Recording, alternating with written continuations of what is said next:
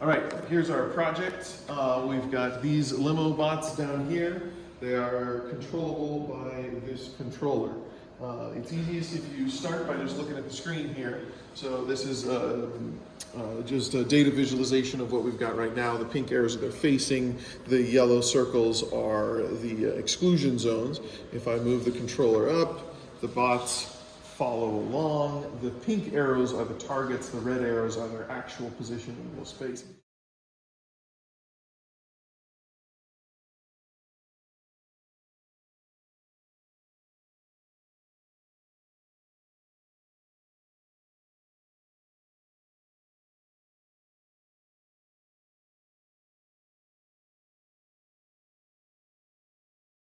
And if we look back out at the robots themselves, we can see that they are in fact moving.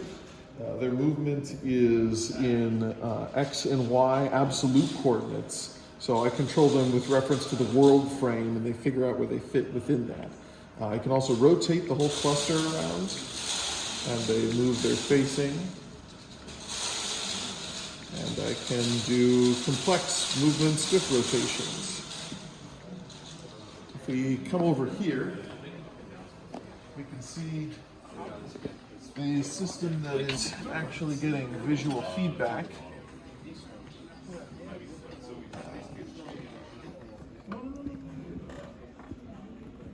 So there's currently many robots in the room, but you can see these ones here, that's our little crew, and if I move them over, they move in real time.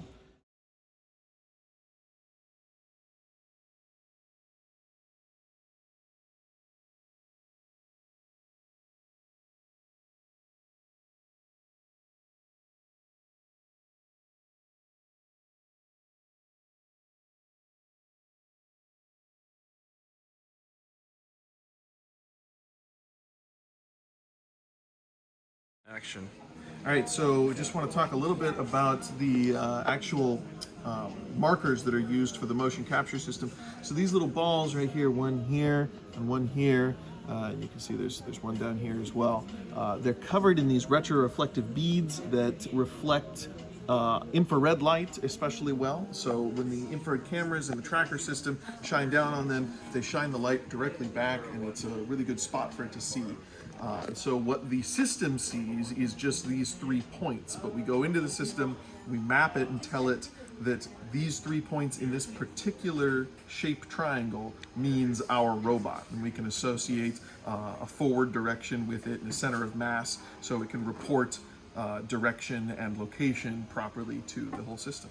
So that's how the motion capture works. So this system is streaming their position data first through a VRPN network, which then talks to the ROS2 node, which talks to the ROS1 bridge, which talks to all of the robots. So it's a really complicated tool chain here because this system is just not really interfaceable with ROS1, but the robots are too old to talk to ROS2. So there's a bit of a tool chain there. But once we get the tool chain down, we can move the robots around, we can do whatever we want with them.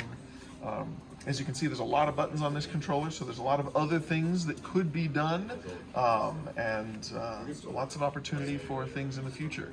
So that's our project.